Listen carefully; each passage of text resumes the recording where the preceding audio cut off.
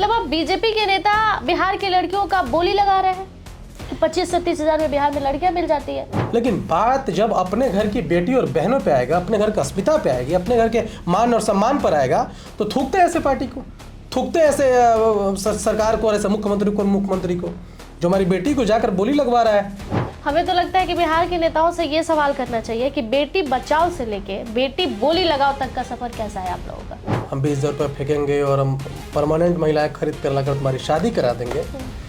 इससे बड़ा तो मतलब गलत और गंदा बात हमारे प्रदेश के महिलाओं के लिए कोई कुछ नहीं हो सकता। इन दिनों बीजेपी के नेताओं को लेकर तमाम खबरें जो है सोशल मीडिया पर आ रही है। इतनी बड़ी बड़ी बातें वो लोग कर दे रहे हैं कि वो वीडियो वायरल हो जा रहा है और उसके बाद लोगों को इतना बुरा लग जा रहा है कि लोग सोचने और समझने पर मजबूर हो जा रहे हैं कि बीजेपी के नेताओं को क्या हो गया है। अभी हाल ही में उत्तराखंड के सरकार में मंत्री रही रेखा आर्या के पति ने कह दिया है कि बिहार में अगर आपकी शादी नहीं हो रही है तो 20 से 25 हजार रुपए में लड़कियां मिल जाती हैं, हम वहां से लाकर आपकी शादी करा देंगे। कैसे है आप? अच्छा, कैसा लग रहा है ये वर्ड सुन के? 20 से 25 हजार में बिहार में लड़कियां मिल जाती है और जिसकी शादी नहीं हो रही है उनकी शादी हो जाएगी। देखिए, मुझे ही नहीं, ये कोई भी बिहारी हो जिसके अंदर थोड़ा सा भी स्वाभिमान बचा हो, थोड़ा सा भी अस्मिता बचा हो प्रदेश के लिए, थोड़ा सा भी सम्मान और इज्जत बचा हो अपने देश के महिलाओं के लिए वो मतलब उसके वो सुनकर बस कान से खून बह रहा है और क्या कह सकते हैं। अगर कोई भी इस दुनिया में कोई भी व्यक्ति ये बोल रहा है कि भाई तुम्हारी शादी नहीं हो रही है, हम 20,000 रुपये फेंकेंगे और हम परमानेंट महिलाएं खरीद कर लाकर तुम्हारी शादी करा देंगे, इससे बड़ा तो मतलब गलत और गंदा बात हमारे प्रदेश के महिलाओं के लिए कोई कुछ नहीं हो सकता। मतलब अब बीजेपी के नेता बिहार की लड़कियों का बोली लगा रहे हैं कि 25 से 30 हजार में बिहार में लड़कियां मिल जाती है। और आपको जान के हैरानी होगी कि जो ये नेता हैं, उनकी जो मंत्री हैं आर्या जी, वो उत्तराखंड सरकार में महिला एवं बाल कल्याण मंत्री हैं। सोचिए, वो महिलाओं के हित की बात करती हैं वो, और उनके पति मतलब सोचिए कि कौन से दोहरे चरित्र है, फिर दोगलापन कहिए ना सफा। इसमें तो आप जितना गाली दे सके, अगर एक मर्यादित वे में रहकर जितनी भर्त्सना करें और जितनी गाली दे वो कम होगा। कि कौन सा दोगला चरित्र है उनका कि वो घर में मतलब उनकी महिला पूरे उत्तराखंड प्रदेश में महिलाओं के हित की बात कर रही हैं और वो बगल के प्रदेश के महिलाओं को मतलब खरीद बिक्री की बात कर रहे हैं, जहां उनकी सरकार भी है, जहां भारतीय जनता पार्टी की गठबंधन की सरकार यहाँ पे काम कर रही है। और मुझे इस पे लगता है कि बहुत ज़्यादा ज़रूरी है कि एक अनुशासनात्मक कार्रवाई नहीं, ये अस्मिता की कार्रवाई होनी चाहिए।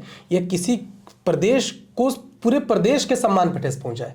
ये बस भारतीय जनता पार्टी आरजेडी और जेडीयू की बात नहीं है, ये प्रदेश पे आघात हुआ है। और मुझे लगता है कि सरकार को आगे बढ़कर उस आदमी को पार्टी से अनंतकाल के लिए निशासित करना चाहिए। उसकी जो वहाँ पे मंत्री हैं रेखा आर्या जी, उनको पार्टी से एकदम निशासित करना चाहिए, उनका मंत्रिमंडल पद छोड़ना चाहिए और माफी मांगना चाहिए कम से कम इस बात पे। जिनकी पत्नी मंत्री के पद पर है, उनके पति की सोच ऐसी है कि 20 से 25 हजार में बिहार से लड़की लाएंगे और आपकी शादी नहीं हो रही है तो हम शादी करा देंगे क्योंकि आपके एज में तो हमारा बच्चा हो जाता है। ये कितनी नीच बात है। और सोचिए कि एक जब आप सामाजिक जीवन जीते हैं, एक सामाजिक जीवन, और आप कहीं स्टेज वगैरह पे बोल रहे होते हैं तो अपने बातों को इतना मर्यादित करके बोलना चाहिए। सोचिए कि मुझे ये बात लगता है कि वो अगर घर के चार दीवारी में अपने रिलेटिव्स और अपने जान पहचान के लोगों के साथ वो ठंड के मौसम में जब कहीं बैठ के आग सेक रहे होंगे ना, फिर भी ये बात नहीं बोल सकते। वो अपने भतीजे या अपने परिवार में किसी लड़के को बोल सकते हैं कि तुम्हारी शादी नहीं हो रही है, चलो 20,000 में खरीद कर तुम्हारी शादी करवा देंगे। वो इसलिए बोले कि वहाँ कार्यकर्ता थे और हमारे बात को कोई तुल नहीं दिया जाएगा। और या तो वो फिर इसलिए बोले कि बिहार बैठे आसपास लोग हंस रहे हैं। बिहार की अहमियत देखिए, बिहार की महिलाओं की अहमियत देखिए, बिहार की महिलाओं की मजाक देखिए कि आसपास बैठे सारे लोग इस बात पे हंस रहे हैं। और मुझे तो लगता है कि सम्राट चौधरी को, जो बिहार के उप मुख्यमंत्री हैं, जो एनर्जेटिक वे में अभी चल रहे हैं पूरे प्रदेश में, कमाल बिहार की महिलाओं की सुरक्षा करेंगे, रोमियो जैसा एक्ट भी लगाया उन्होंने यहाँ पे। बिल्कुल। और मुझे तो लगता है कि उनको फिर से एक बार पगड़ी खोलना चाहिए और पगड़ी खोलकर तब तक बांधने की खुलेआम केंद्र को ये बात बोलना चाहिए कि जब तक हम पगड़ी नहीं बांधेंगे, जब तक उस आदमी माफी नहीं मांगता है और उसको आजीवन भारतीय जनता पार्टी के सदस्यता से वंचित किया जाए, इससे कम तो बिहार चुप नहीं होने वाला। भारतीय जनता पार्टी की तरफ से ये पहली बार नहीं बोला गया। आपको याद हो तो हरियाणा के धनखड़ ने भी कहा था, धनखड़ ने भी कहा था कि शादी नहीं हो रही है, बिहार से लड़की लाएंगे, शादी करा देंगे। मतलब बिहार की लड़कियां क्या है, भारतीय जनता पार्टी के लिए बिहार की लड़कियां क्या है, क्योंकि हम भी बिहार में रहते हैं। बिल्कुल बिल्कुल। मुझे तो लगता है कि जिस तरह से ये वक्तव्य दे रहे हैं लोग, या तो पार्टी को इस बिहार की गंभीरता या गंभीर स्थिति पे पता नहीं है, या फिर उनको ये पता है कि अरे बिहार के लोग कहाँ जाएंगे, आज हम उनको गाली दे दिए। क्योंकि मुझे ऐसा लगता है कि अगर कोई भी बिहारी जिसके अंदर अस्मिता बचा हो, कोई भी बिहारी जिसके अंदर आत्मसम्मान और इस प्रदेश के मर्यादा और हित के बारे में सोच रहा होगा, कम से कम भारतीय जनता पार्टी से अपेक्षा करके बैठना चाहिए कि जब तक वो आदमी माफ़ी नहीं मांगता तब तक इस पार्टी को वोट नहीं देना चाहिए। हमें तो लगता है कि बिहार के नेताओं से ये सवाल करना चाहिए कि बेटी बचाओ से लेके बेटी बोली लगाओ तक का सफर कैसा है आप लोगों का। बिल्कुल, और ये जब तक ये होगा नहीं, इससे बढ़िया नारा कुछ नहीं हो सकता। हम और आप तर्क में ही एक अच्छा नारा दे दिया आपने। मुझे लगता है कि बेटी बचाओ से लेकर बेटी की बोली लगाओ तक का जो नारा है ये बहुत ही सारगर्भित है। इस जो ये मुद्दा चल रहा है ना, उसके लिए इससे बढ़िया और सुंदर नारा कुछ नहीं हो सकता है।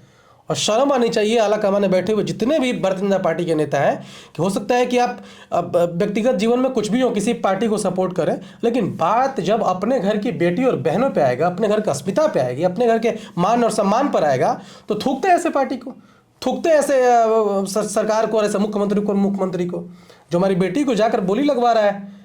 दो चीज़ हो सकता है, या तो उस पर कार्रवाई करें, उस आदमी पे या तो कार्रवाई करें, या तो माफ़ी मांगे। और माफ़ी नहीं मांगते हैं तो मुझे ऐसा लगता है कि हम अगर उस पार्टी को, चाहे जो भी पार्टी हो, मैं व्यक्तिगत भारतीय जनता पार्टी की बात नहीं कर रहा हूँ, जो भी पार्टी बिहार के सम्मान से समझौता करे उसको जीवन भर वोट नहीं, और जो वोट दे वो बेशरम है। मुझे ऐसा लगता है। मैं कहती हूँ कि अब माफी मांगने लायक बात ही नहीं है अभिषेक जी, इसलिए क्योंकि हरियाणा की भी बात रही तो उस समय भी माफी मांगा गया, ये भी बोलकर और आप आके माफी मांग ले तो हर बार आप बिहार को बेइज्जत करके, हर बार आप बिहार के महिलाओं को शर्मिंदगी फील करा के और आप आके माफी मांग ले, ये अब नहीं चलने वाला। क्योंकि अब भारतीय जनता पार्टी में ये चीज देख लीजिए कि आए दिन महिलाओं को लेकर कोई ना कोई कुछ ना कुछ टीका टिप्पणी कर ही देता है। अभी हिजाब मामले पर आपने देखा था, उत्तर प्रदेश की योगी के सरकार के मंत्री ने कहा था कि नीतीश कुमार ने हिजाब ही नहीं खींचा था, कहीं और छू देते तो क्या हो जाता।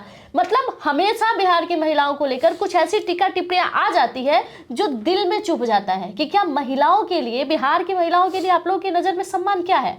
और आप कहते हैं कि हम बेटी बचाएंगे, हम सुरक्षा करेंगे, हम बिहार के अंदर ऐसी कानून लागू करेंगे कि हमारे यहाँ बेटियां सुरक्षित रहेगी। कैसे रहेगी? आप तो बातों से मार रहे हैं उसको। ये देखिए, मुझे इसकी एक बात लगता है, आपने जो भी जितने भी अभी अपने उदाहरण प्रस्तुत किए, अभी मुझे एक बात साफ लगता है कि ये कहते हैं ना, कति सर्वत्र वर्जित है। मुझे ऐसा लगता है कि या तो सत्ता का मत इनको एक दिन ले डूबेगा, क्योंकि अगर आप देख लीजिए कि बिहार की अब जो हरियाणा वाला मैटर हुआ था, जो धनखड़ ने बोला था, उसके बाद भी भारतीय जनता पार्टी ने बहुत बड़ा वो इशू नहीं उसको उठाया था। उसके बाद अभी उन्होंने जो बोला, तो मुझे ऐसा लगता है कि भारतीय जनता पार्टी या तो ये मान चुकी है कि भाई हम बिहार को किसी तरह रौंद देते रहें, लपेटते रहें, इनकी बेइज्जती करते रहें, ये तो राम और रहीम के नाम हमको वोट दे ही देते हैं, ये तो हमको हिंदुत्व के नाम पर वोट दे ही दे रहे हैं। बिहार की सत्ता में बैठी बीजेपी के अंदर, जेडीयू के अंदर वो तमाम महिला मंत्री, महिला विधायक, महिला नेत्री एक वर्ड तक नहीं बोली बिहार के महिलाओं के लिए। जी, मुझे इस बात के, देखिए हमेशा एक बात रहता है कि खासकर महिलाओं को, क्योंकि अगर समाज की बात करें, भारतीय समाज की खास करें, तो कहीं ना कहीं एक समय बाद, अंग्रेजों के काल के दौरान के बाद महिलाओं का शोषण हुआ है, बहुत ज़्यादा शोषण हुआ है, और अब महिलाएं अपने उत्थान पे हैं।